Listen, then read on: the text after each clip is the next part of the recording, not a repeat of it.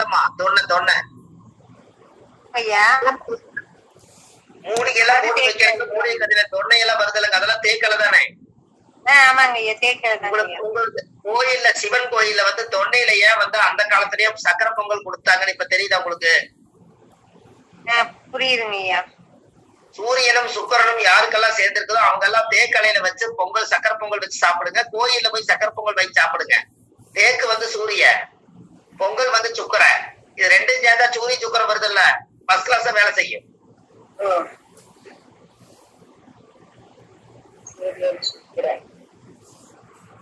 சூரியனும் சுக்கரனும் சேர்ந்துக்கிறவங்க தேக்கலையில சாப்பிடுங்க, தேக்கலையில சக்கரை பொங்கல் வாங்கி சாப்பிடுங்க.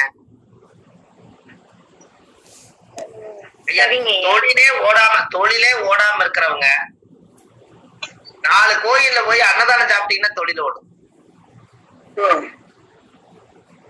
அப்படின்னு என்னங்க, கோயில்ல போய் அன்னதானம் சாப்பிட்டா என்ன காரணங்க? நாம நினைக்கிறது புண்ணியங்கிறோம். சாமி என்ன சொல்லுதுன்னா, அன்னதானம் வந்து 10ஆம் இடம், அன்னதானம் வந்து 10ஆம் இடம். புரியுதுங்களா? அப்ப அன்னதானம் போய் கோயில் 4 கோயில சாப்பிட்டீங்கன்னா 10ஆம் பாவம் வேலை செய்யும்போது தொழில் அதுக்கப்புறம் செட் ஆயிருப்பாங்க. எப்பெல்லாம் உங்களுக்கு தொழில் குறையா இருக்குதோ போய் அன்னதானம் போய் 100 பேருக்கு சாப்பாடு போடுவாங்கல்ல, அதுல ஒரு ஆள் உட்காந்து இல்லாதவங்க போய் உட்காந்து சாப்பிடுவாங்க. நாமளும் இல்லாதவங்களால உட்காருங்க, சாப்பிட்டு வாங்க, உங்களுக்கு இருக்குதுன்னு எல்லாமே வந்துடும்.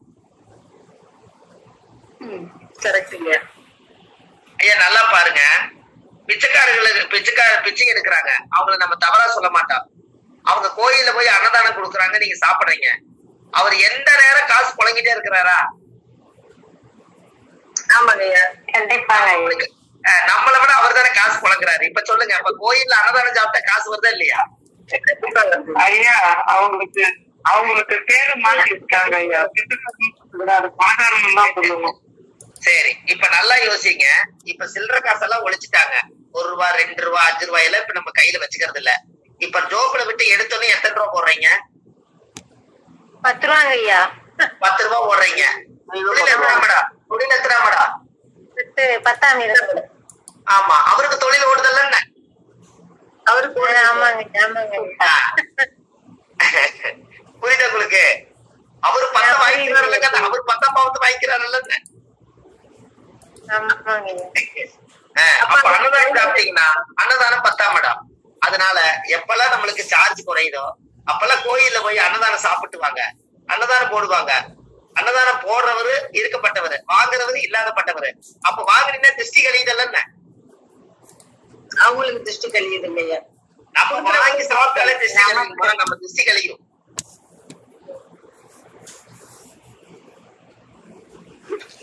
ஐயா வணக்கம் ஐயா, ரமேஷ் பேசுறேன் ஐயா. ஐயா வகுப்பு ஐயா உங்களே முடிச்சுக்க சொல்லிட்டார் ஐயா. ஏன்னா ஐயா கிளாஸ்ல இருக்காராம், அதனால ஐயால வர முடியல, அதனால வகுப்பு உங்களே முடிக்க சொன்னாரு.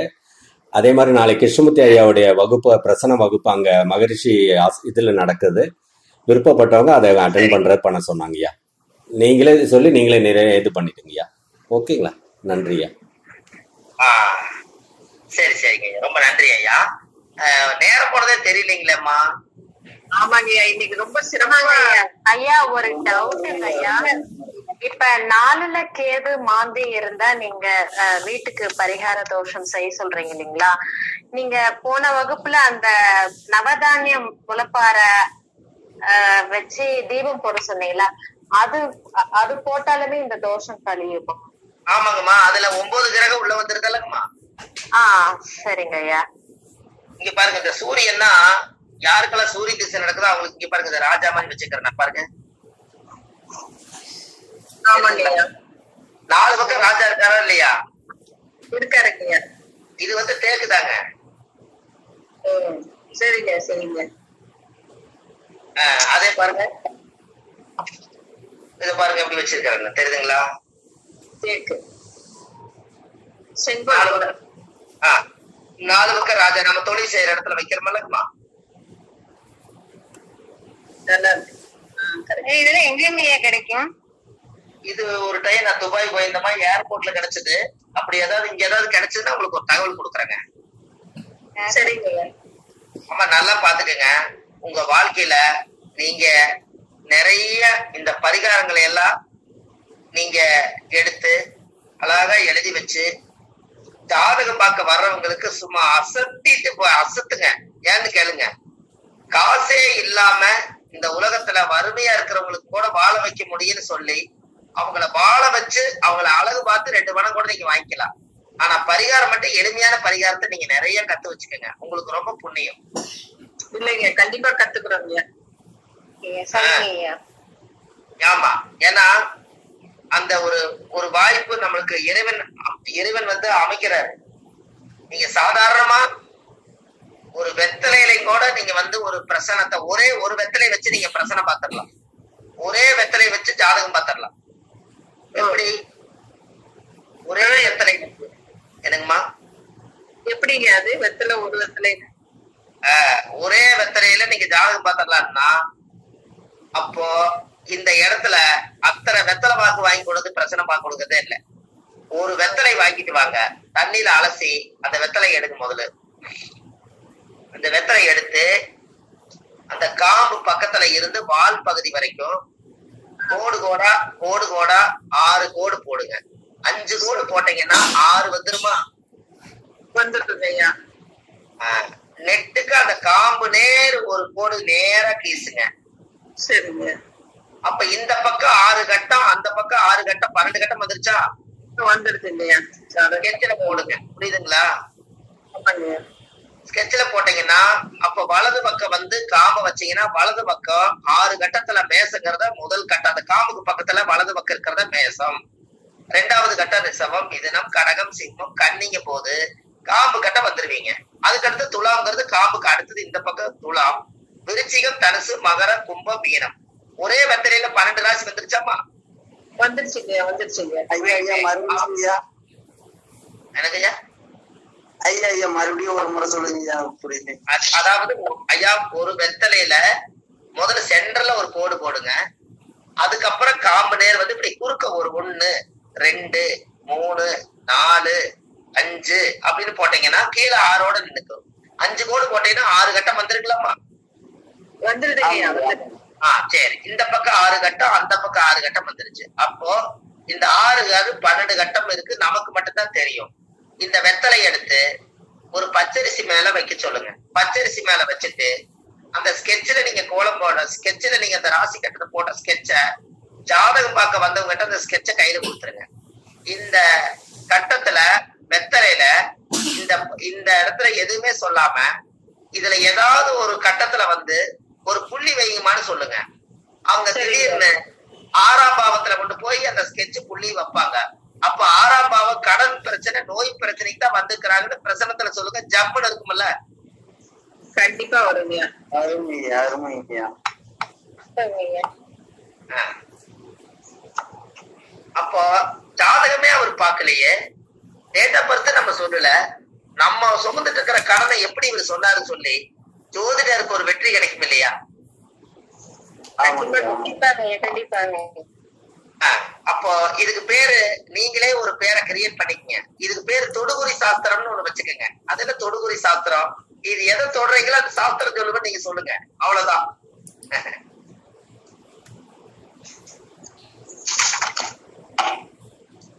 ஐயா புரியுதா? தொடுகுறி சாஸ்திரம் கரெக்டுங்களாமா? கரெக்டுங்க, புரியுதுங்க. தொடு குறி சாஸ்திரம், சாஸ்திரம், தொடுகுறி சாஸ்திரம் பார்க்கப்படும் அப்படின்னு நீங்க போர்டு போட்டுக்கங்க. ஒரே ஒரு வெத்தலை வாங்கிட்டு வச்சவங்க என்ன ஒரு வெத்தலை வச்சு என்ன பண்ண போறாருன்னு பாப்பாங்க.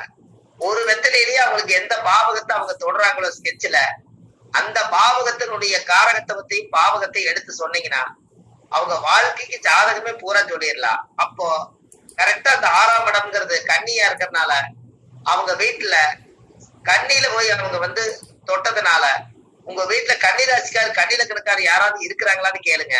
நான் தானுங்க நீங்க தானுங்க ஒடியாருவாங்க. அப்ப போடுங்க, ஒரு கட்டத்தை போட்டு கண்ணில கடை போட்டுக்குங்க. அன்னைக்கு ஜோசி பார்க்க வந்தவங்களுடைய கோச்சார கிரகத்தை அதுல போட்டு அதுக்கு பலன் சொல்லுங்க, கரெக்டா வரும். சரிங்க. அப்ப திசா புத்தி தேவையில்லையாங்க? அதெல்லாம் வேண்டாம், விடுங்க. அதுக்கு இன்னைக்கு கோச்சாரத்துல கிரகம் கரெக்ட்ல போயிட்டு இருக்குது இல்லைங்க. அவங்களுடைய லட்சணம் அவங்க கண்ணியை தொட்டுட்டாங்க. நீங்க கண்ணியை மையமா வச்சுட்டு இன்னைக்கு இருக்கிற கோச்சார கிரகத்தை எல்லாம் போட்டு இன்னைக்கு அவங்களுக்கு ஜாதகமே இல்லைனாலும் அவங்களுக்கு ஒரு ஜாதகத்தை அமைச்சு கையில கொடுத்துருங்க. இதுதான் பிறக்கும் போது கோச்சாரத்துல கரண்ட்ல வரும்போது ரெண்டு ஒரே மாதிரிதான் மெர்ஜ் ஆகும். இதை வச்சா உங்க ஜாதகமே சொல்லிடலாம். அப்ப இந்த நம்ம உடல் பாவம் வந்து காம்புல இருந்து எடுத்துக்கணுமா நுனியில இருந்து காம்புல இருந்து கீழே இறங்கி அந்த கோடு போட்ட உடனே அந்த காம்புல அந்த 1 2 3 6 பாகம் இந்த பக்கம் வரணும், இந்த பக்கம் 6 பாகம் வரணும். சரிங்க சரிங்க. முதல்ல மேல இருந்து கீழேங்கய்யா, மறுபடியும் மேல இருந்து கீழேங்கய்யா. ஆமா, மேல இருந்து கீழே அப்படியே மேல போயிடும். நீங்க மேல இருந்து தான் வரணும், மேல இருந்து வரணும். எப்பவுமே மேல இருந்து வந்தீங்கன்னா உங்களுக்கு ரொம்ப நல்லா இருக்கும். மேல இருந்து கீழே 6 எண்ணிட்டுங்கய்யா, மறுபடியும் மேல இருந்து கீழேங்கய்யா. 6 மேல எண்ணிட்டீங்க, மறுபடியும் 6 வந்து கீழே காம்பு வரைக்கும் மட்டும் 7ங்கிறது காம்பு கட்டை பக்கத்துல இருக்கிறது 7 8 9 மேல போய் 12 முடியுங்க. சரிங்க சரிங்க. அது ஒரு நாளைக்கு 15 முடிக்கல நுனியில முடிக்கணும். மேல காம்பு கட்டையே லெஃப்ட் சைடு வருவீங்க, காம்பு கட்டையே லெஃப்ட் சைடு வந்துருவீங்க. சரி சரிங்க சரி. ரைட் சைடுல காம்பு கட்டை வந்து லெஃப்ட் சைடு வருவீங்க. கரெக்டா? சரிங்க சரிங்க. இப்ப வந்து நம்ம அந்த காம்புடைய நுனியும் காம்புடைய இதுவும் எடுத்தாங்க நடுவுல வர்ற கட்டத்தை வச்சுக்கலாம் பார்ப்போம். அவ்வளவுதாங்க. 6 கட்டை நீங்க பக்கம் போட்டு ஒரு கணக்கா நீங்க நேரா கோடு போட்டாலே 6 இப்படி குறுக்க 5 கோட்டைக்குனாலே 6ஆ மாறிக்கும். உங்களுக்கு பேரு தொடுகுடி சாஸ்திரம். எங்களுக்கு வித்தியாசமா ஜோசி பாத்தீங்கன்னா கூட்டம் வருமல்ல, ஒரே ஒரு மெத்தனை வச்சு அவங்க பூரா சொல்லி போட்டாங்க. எனக்கு இத்தச்சோடு ஜாதத்தை கொண்டு போய் எதுவுமே தெரிஞ்சுக்க முடியல, இவங்க பரவாயில்லைன்னு சொல்லுவாங்க, உங்களுக்கு வெற்றி கிடைக்குமல்ல. ஐயாவுக்கு தான் ஐயா ஃபர்ஸ்ட். என்னங்க? ஐயாவுக்கு தான் ஐயா அதெல்லாம் செய்யறோம். ஐயா இருக்கட்டுங்க ஐயா, நீங்க எல்லாம் ஜோதிடத்தை ஒரு விஷயத்த கத்துட்டு போய் ஒருத்தர்கிட்ட ஒப்படைக்கும் போது, நான் வந்து 12 சேர்ல மேக ராசி, ரிஷவ ராசி, மிதுன ராசின்னு 12 சேர்ல 12 ராசி எழுதி வச்ச ஒரு விசேஷ வீட்டுல ஒருத்தர் வந்து உட்கார சொன்னேன். இந்த 12 சேர்ல எங்கேயாவது உட்காருங்க. அவர் ராசி சிம்ம ராசி. கரெக்டா போய் சிம்ம ராசி சேர்ந்தே பார்த்தாரு. திருப்பி பார்த்தா சிம்மம். இப்ப பிரபஞ்சம் கரெக்டா கூட்டிட்டு போதோ இல்லைங்களா? என்னங்க ஐயா? அருமையா.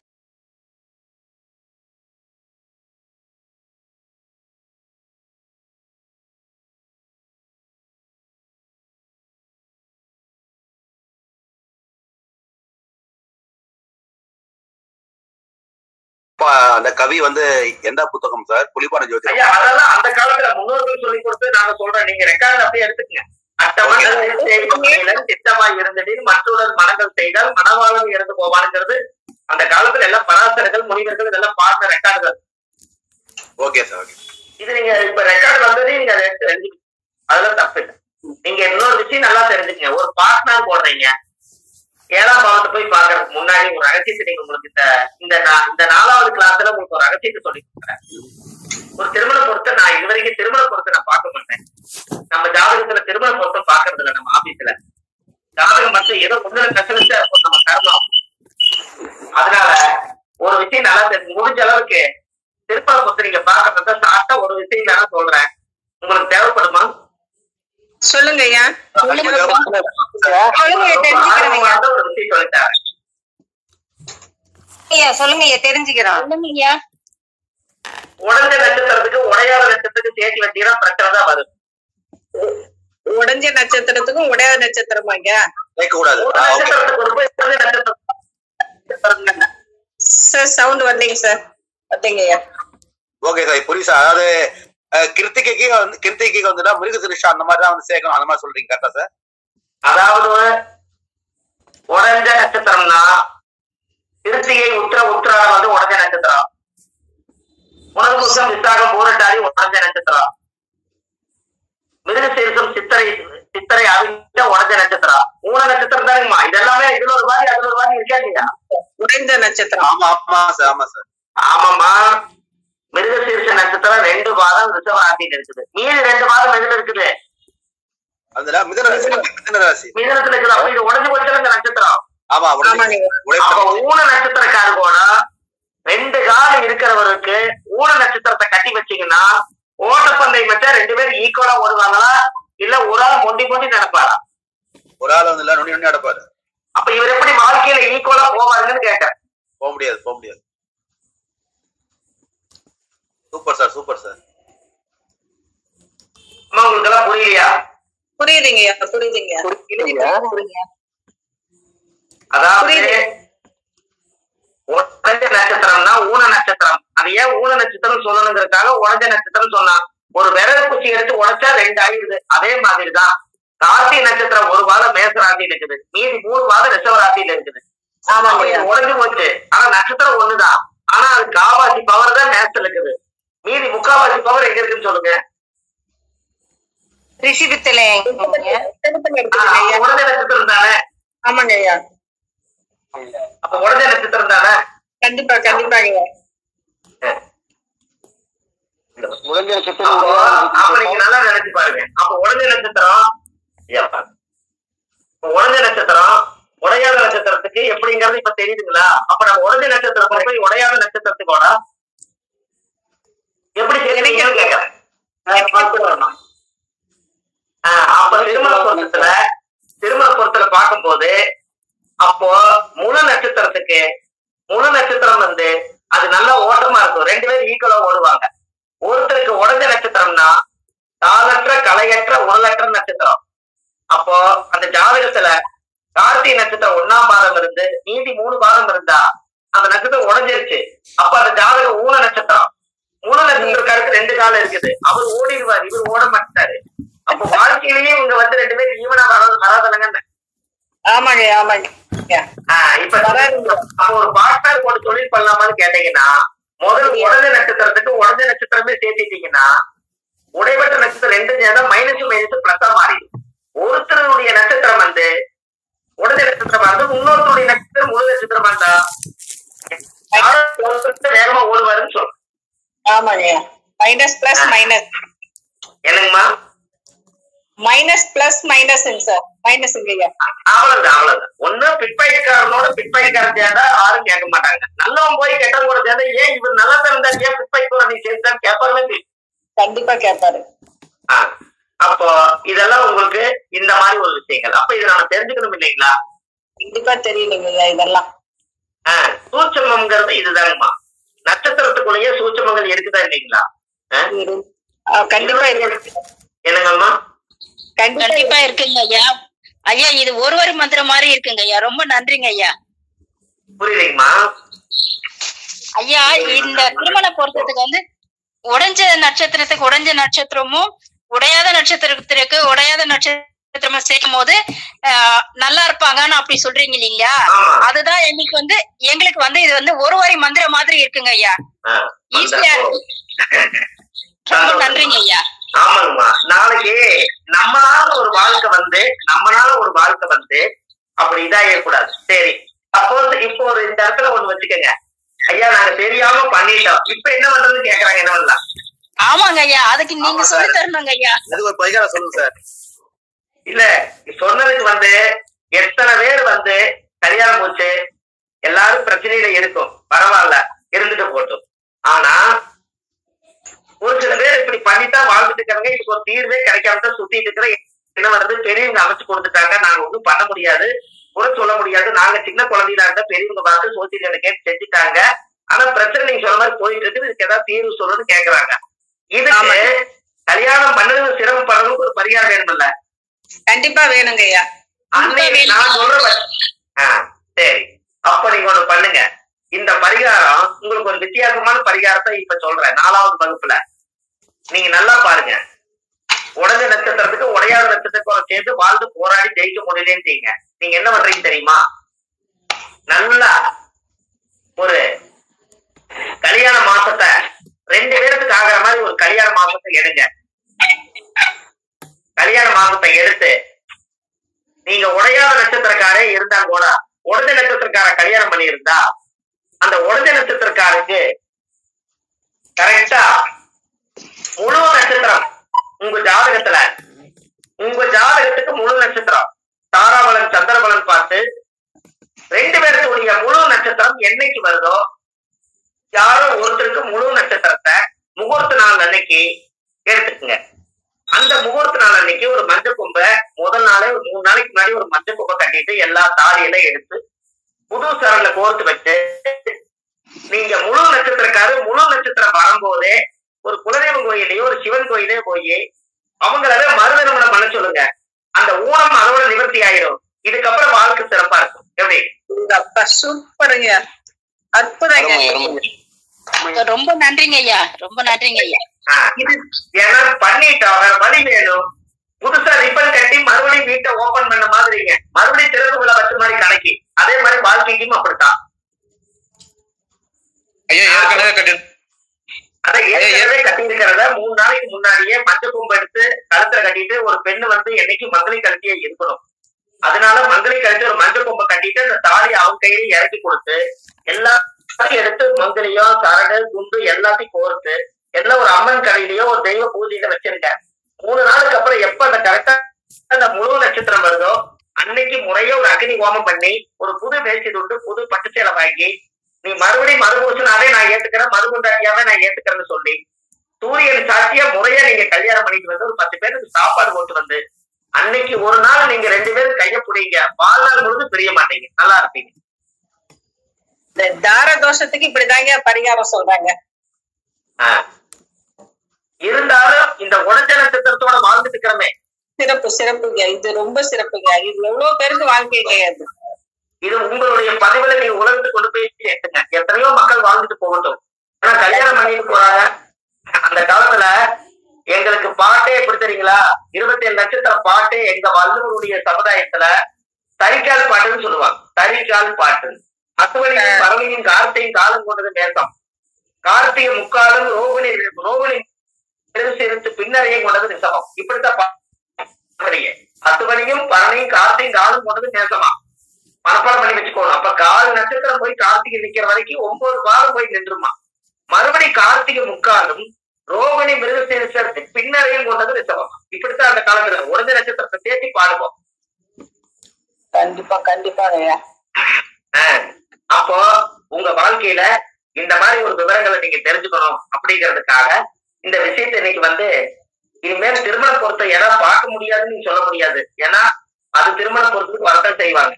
நீங்க ஜாதகத்தை பார்த்த உடனே ஒரு செகண்ட்ல நீங்க முழு நட்சத்திரம் மீது உடஞ்ச நட்சத்திரம் சொல்லிடுவீங்க. அதுலயே நம்ம திருமண பொருத்த பார்த்த மாதிரி ஆயிடும். ஆமாங்க.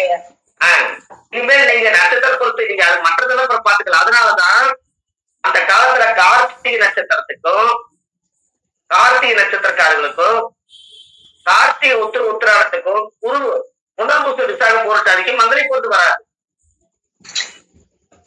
ஆமா சார், வராது வராது வராது இல்லைங்க. ஆமா சார் வராது. பூச அடுத்து உத்திரட்டாதிக்கும் பரணி பூராட நட்சத்திரக்காருக்கு மங்கை பொறுத்து வராது. சந்திரனோட நட்சத்திரத்துக்கு ராகுவோட நட்சத்திரத்துக்கு மங்கை பொறுத்து வராது. இவங்க எல்லாத்துடைய நட்சத்திரங்களும் மங்கை பொறுத்து வராது. அப்ப இதையெல்லாம் தாண்டி 1000ல் 1ங்கிற மாதிரி அவங்களுக்கு வாழ்க்கைய மனைவி அமைவதெல்லாம் இறைவன் கொடுத்து வராது. இதுல எத்தனையோ 1000 அவங்கவுங்க முன்ஜென்மத்தினுடைய அந்த கர்மா வச்சுதான் அவங்க திருமணத்துக்குள்ளே வருவாங்க. அதனால அது ஜோசியம் மாட்டிக்கூடாது, அவ்வளவுதான் விஷயம். சார் ஒரே ஒரு சந்தேகம் சார், இதை வந்து மறுத்தாலி கட்டுற நாள் வந்து ஒரு 3 நட்சத்திரமா இருக்கணும் கட்டுதானே சார்? மறுத்தாலி கட்டுற நாள். ஆமாங்க ஐயா, மருதாளி கட்டுறது வந்து ஊன நட்சத்திரமா தான் ஊன நட்சத்திரத்திலேயே நீங்க கட்டுங்க. ஓகே, அப்படியே கட்டுங்க ஐயா. நீங்க எப்படி பிறந்தீங்களோ அதே மாதிரியே ஜோடி பிடிங்க. ஓகே ஐயா, தெராசுல போய் நீங்க 50 கிலோ வச்சீங்கன்னா மறுபடியும் இன்னொரு 50 கிலோ வைக்க வரைக்கும் தெராஸ் வெயிட் பண்ணிட்டு இருக்கோம். அதுக்கப்புறம் வெயிட்டிங் கரெக்ட் ஆயிடுச்சுன்னு எடுத்துருவாங்க. ஈக்குவல் வாழ்க்கை ஆணும் பெண்ணும் சரிசமம் வைக்கிறது அப்படித்தானே வரும். ஓகே நீங்க சொல்லுங்க ஐயா. அந்த மஞ்சள் மாங்கல்யம் கட்டணும் இல்லைங்களா ஐயா? ஆமா. அதை என்ன பண்றதுங்க ஐயா? அது வந்து நம்ம ஒரு பெட்டியிலையும் கூட ஒரு மஞ்சள் துணி கட்டி ஒரு சூட்கேஸ்லயோ ஒரு பீர்வாவையும் வச்சுக்கலாமல்ல ஐயா? அதுக்கப்புறம் ஒரு 3 நாளுக்கு அப்புறம் இறக்கலாமல்ல? அதான் ஐயா. இப்போ மருதாளி கட்டிட்டு அப்புறம் பழைய கட்டி இருக்கிறது என்ன பண்றதுன்னு கேட்பீங்க? இறக்கலாம், அது வேண்டியது இல்லை. அது நம்ம அவுத்துக்கலாம். அவங்களவே அவுத்து சொல்லுங்க, நீங்க அவுக்காதீங்க. சரிங்க சரிங்க. பெண்களவே அவுத்து சொல்லுங்க. மறுசாடு மாத்த போது அவங்களே அவுக்குறாங்களா இல்லையா? இல்லைங்க, அது பண்றதுன்னு கேக்குறாரு இல்லையா? அது உண்டியல்ல போடுறதா, கோயில் உண்டியல்ல இல்ல? அதை அது வேண்டப்படுங்க. அது யாராலும் காலை மிதிப்பாங்க, கையை மிதிப்பாங்க. நான் என்னங்கிறேன்னா, ஒரு பொக்கிஷம் குருங்கிறவர் அது வெளியேற்றாதீங்க. குருங்கிறவர் தான் மஞ்சள் ஒரு மஞ்சள் துணியில கட்டி ஒரு சும்மா வீட்டுக்குள்ள நீங்க ஒரு பீர்வாவில சும்மா வச்சிருங்க, அவ்வளவுதான். சரி சரி ஐயா, நீங்க மறு திருமணம் வந்து நீங்க இப்படி நட்சத்திரம் பார்த்து 2வது இந்த மாதிரி பண்றத யாராவது ஜாதகத்துல தொழில் சரியில்லைன்னா தொழிலுக்கு இந்த பரிகாரத்தை நீங்க செய்யுங்க, ஃபர்ஸ்ட் கிளாஸ் வேலை செய்யும். நல்லா பாத்துக்குங்க, ஒருத்தரோட ஜாதகத்துல 10ஆம் பாவ தொழில் ஸ்தானம் கெட்டு போய் அவர் தொழில ரொம்ப லாஸ் ஆகி நல்லா போயிட்டு இருந்த தொழில் லாஸ் ஆயிடுச்சுன்னா அவருக்கு என்ன காரணம் இருக்கு தெரியுங்களா? ஜாதகம் நல்லா இருக்குன்னு தான் அவர் தொழில் பண்ணிருப்பாரு, ஆனா அவர் ஆரம்பிச்ச தேதி தெரியிருக்காது, போட்ட முதலாம் கீழே போயிடும். அப்ப நீங்க என்ன பண்ணணும் தெரியுங்களா? ஆரம்பிச்ச தேதி பூஜை போட்ட தேதி சரியா இல்லைன்னா அதே 10 குறைவர் நல்ல ஆட்சி உச்சமா இருக்கிறனால 10ஆம் பாவத்தை கோச்சாரத்துல குரு பாக்குறனால இவருக்கு நல்ல தாராவளம் எல்லாம் பார்த்து ஒரு நல்ல தொழிலுக்கு ஒரு சிறப்பான ஒரு நட்சத்திரத்தை எடுத்து கொடுத்து அன்னத்தன்னைக்கு கரவதி ஹோமம் பண்ண சொல்லி ஒரு ரிப்பனை பூரா கட்டி விட்டுருங்க. ரிப்பன் ஒண்ணு கட்டி விட்டுற சொல்லிங்க கடைக்கு முன்னாடி. யாரோ ஒருத்தர் தொழில் அதிபரா யார் நல்லா தொழில் செய்யறாரோ அவரை கூட்டிட்டு ஒரு கத்திரிக்கோல ரிப்பன் கட் பண்ணி அவர் யாகத்தை தொட்டு கும்பிட சொல்லுங்க. அந்த இடம் புனிதமானவர் வந்தா அந்த தொழில் புனிதமாயிரு, தொழிலை ஜெயிச்சிருவாரு. எப்படி? சிறப்புங்கய்யா, ரொம்ப இது ரொம்ப அற்புதமான விஷயங்க. இது எனக்கு புரியல. இல்ல ரொம்ப சிறப்பான விஷயமா இருக்குதுங்க. பண்றோம் 1 கோடி, நம்ம தொழிலே தெரியலன்னா 1 கோடி 2 கோடி போட்டு அவர் இன்வெஸ்ட் பண்ணிருப்பாரு. உங்களுக்கு நேரம் தெரியல, நேரம் தெரியல சொல்றது கூட நேரத்தை மாத்திரக்கு என்ன வழி? கண்டிப்பாங்க. அவருக்கு ஒரு ரிப்பன் கட்டினீங்கன்னா அவரை வெளியே இருந்து பாக்குறவங்க என்ன நினைப்பாங்க? ஏதோ புதுசா கடை சிறப்பு விழாவா இருக்குது, மாந்தலை எல்லாம் கட்டிக்கிறாங்க, ரிப்பன் எல்லாம் கட்டிக்கிறாங்க, உள்ள ஐயர்கள்லாம் இருக்கிறாங்க, ஏதோ இந்த இடத்த ஏதோ புனிதப்படுத்துறாங்களான்னு தெரியுதுன்னு வெளியே இருந்து பாக்குறவங்களுக்கு தெரியும். ஒரு கோயில் கட்டி கும்பாபிஷேகம் பண்ணா சாமிக்கு எப்ப சக்தி கூடும்னா நீங்க புனித நீராட்டிகளான்னு வைக்கிறது மட்டும் பெரிய விஷயம் இல்ல. இறைச்சி எடுக்காதவர், மட்டன் சிக்கன் சாப்பிடாதவர், இறைச்சி எடுக்காதவருடைய உடம்பு புனிதமான உடம்பு. அவர் ஒரு ஆன்மீகவாதியா இருப்பாரு, ஒரு ஆதீனமா இருப்பாரு. அவர் கோயிலுக்குள்ள எல்லா சாமியும் சுத்தி பார்க்கும் போது அந்த இடம் புனிதமானவர் வந்ததுனால அந்த இடம் புனிதமாகும். அதுதான் அது கணக்கு. அதே மாதிரி தொழில ஒருத்தர் புனிதமானவர் ஓபன் பண்ணி கொடுத்தாருன்னா அவர் கட் பண்ண யோகமே இவர் அசுர வளர்ச்சி கொண்டு போயிடும். எப்படி? கண்டிப்பா கண்டிப்பா ரொம்ப சிறப்புங்க. இதெல்லாம் ஒரு ஒரு அந்த காலத்துல ஆதிகால பரிகாரம்னு நம்ம ஒரு வார்த்தையை நான் வச்சதுக்கு காரணமே ஆதி காலத்துல எப்படி முன்னோர்கள் வாழ்ந்தாங்க. அந்த காலத்துல ஒரு ஐயப்பன் கோயிலுக்கு போகணும்னா சபரிமலை கட்டிட்டா அந்த ஊர்ல உறவுக்காரு கட்டியில சொல்லி அரிசி எல்லாம் போட்டு அவங்க வீட்டுல எல்லாரும் சோறு போட்டு சாதாரண வரப்பட்ட சபரிமலை ஐயப்பனுடைய கோயிலுக்கு இருமுறை கட்டி போவாங்க. அப்ப இங்கேயே அவங்க எல்லாம் ஆசீர்வாதம் பண்ணி அந்த உறவுகளை எல்லாம் ஒன்னா சேர்த்து கொண்டு வருவாங்க. அப்ப அந்த வீட்டுக்கு புனிதமானவங்க எல்லாம் வந்தோடனே இவருடைய கர்ம தீருது பாத்துக்குங்க. ஆமா ஆமாங்க. அவர் ஐயப்பனுடைய நிறம் என்ன? வேஷ்டி கருப்பு. கருப்பு. கர்மாகாரன் யாருங்க? அவரும் கருப்பு. சனி பகவான். சனி பகவான். சனி பகவான். அப்ப இவங்க அரிசி போடுறாங்க, போயிட்டு திரும்பி வர்றது நிஜம் இல்ல, அதுக்காக அரிசி போட்டு விடுறாங்க, வாக்கரிசி. அதுதான் இருமுடி பயிர் போடுறாங்கன்னு. ஆமாங்க.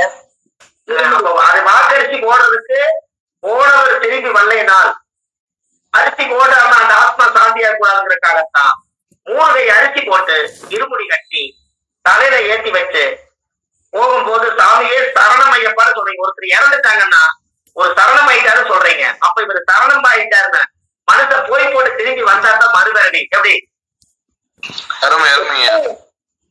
எல்லாம் அர்த்தத்தோட வார்த்தைகளுங்க. அர்த்தமாவே இருக்கு எல்லாத்துக்கு. அர்த்தம் மிகுந்த வார்த்தைகள் எல்லாம்.